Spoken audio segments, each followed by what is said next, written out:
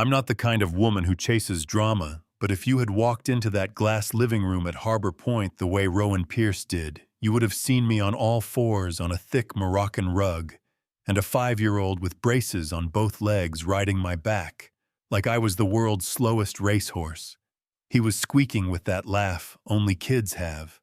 I was making little engine sounds, because Theo loved engines, and then the front door clicked. The air went tight, and I heard a voice I'd only heard on earnings calls say, "What in God's name are you doing?"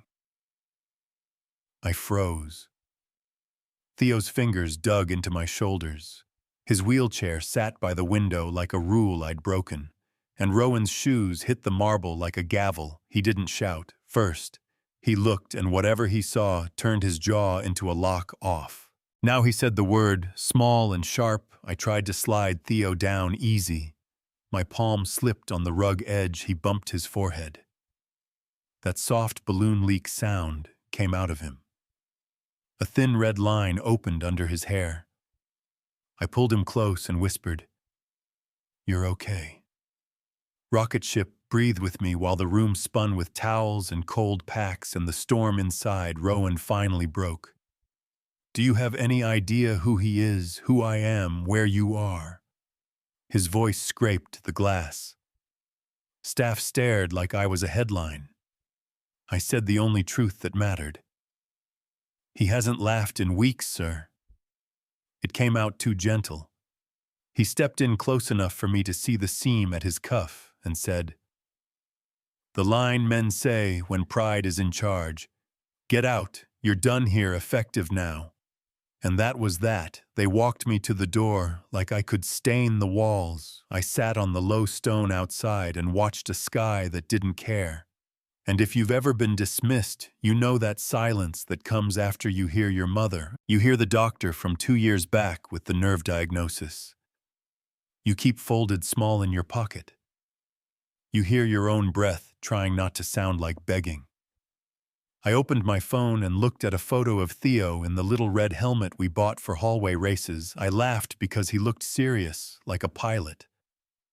The security guard eyed me. I waved, and I told myself, not today, not breaking. You should know why I was even there.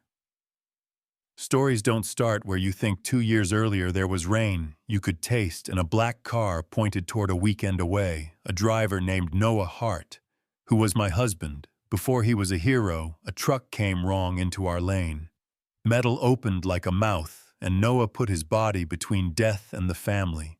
In the back, the airbag never learned his name. Elise didn't make it. The baby did. The man with his name on the side of buildings did.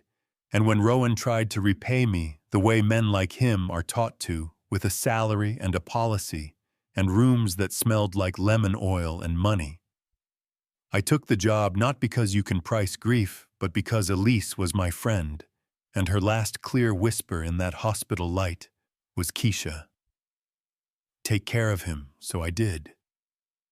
I kept the house upright, and the boys' laugh alive, and I kept my diagnosis folded away because I needed the day to be about him, not me. The morning after he fired me, cinnamon from the bakery downstairs came through my window like a joke. I told myself all the rules you recite when you've been wronged. Don't beg what you didn't break. Don't chase a slammed door. Don't let pride turn you cruel then. My phone buzzed. Unknown number again and again. 4th time I answered and said hello like it had been dragged across gravel, and Rowan's voice didn't have the mansion under it. It had a kitchen chair, Keisha, he said. Then let out a breath like he'd been holding it since yesterday. I shouldn't have spoken to you like that.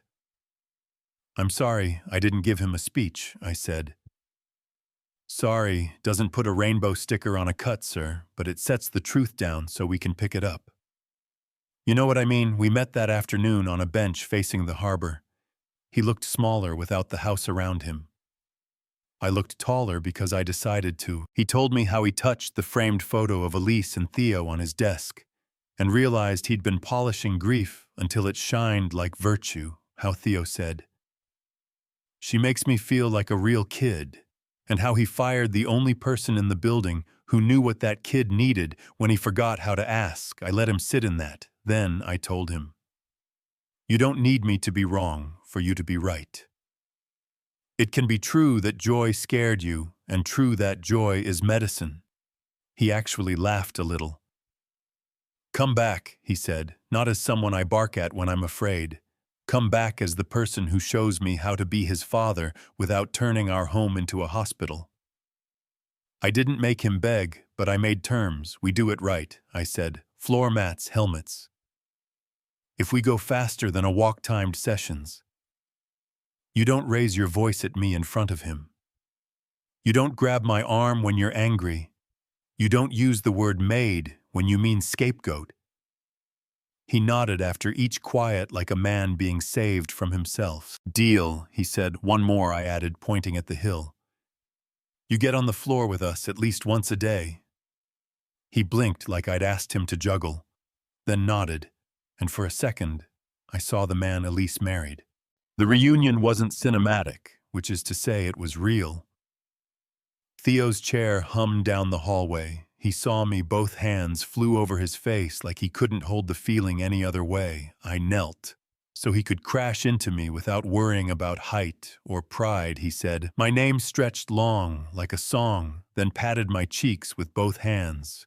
Just to confirm I was real, we didn't race that day. We set up the mats, we practiced breathing. That rides pain down instead of letting it ride him. He asked if I'd be his rocket ship. Soon I said yes, under rules. We shook on it like little executives. And then Rowan eased himself onto the mat. Knees complaining, tie loosened, like maybe he could finally breathe. At first he didn't know how to play, that's a skill. He learned the sound a father makes when he pretends to be a mountain. He learned how far to lean and how to stop. He learned how to let his boy win. Then the twist. Because nothing good in a big house goes unchallenged. Someone took a photo through the window during a session. A week later in the picture, I looked like a beast of burden. Theo looked small and triumphant, and a caption on a private neighborhood board used the kind of words I delete when I'm telling stories around children. They called an emergency meeting. A lawyer said, liability exposure and optics. A woman in pearls said, it is demeaning even if she thinks it's fine. I could feel the room turning like a flock in a new wind. I had a choice to sit or stand. I stood and I said, I am not a beast and I am not your optics. I am a bridge that boy crosses me to get from fear to joy. If you have a better bridge with less risk and more laughter, bring it now, and I will kneel on your rug and watch him cross. Otherwise, let me do the job you hired me to do. Rowan didn't hide behind me. He stood at my left and said the sentence most men never say on a microphone. I was wrong. I punished her because I was scared of a sound. I hadn't heard since my wife died. I thought control made my son safe. It made him smaller.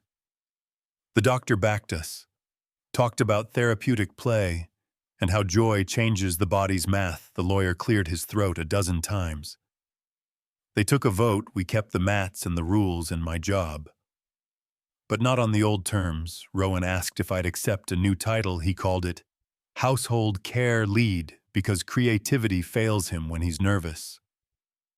I accepted with one condition. The women who keep that house standing get health plans that don't collapse on a Tuesday. The staff clapped before the board finished, nodding. The woman in pearls didn't clap. That's fine. Not every heart warms on your schedule. Yeah, that happened.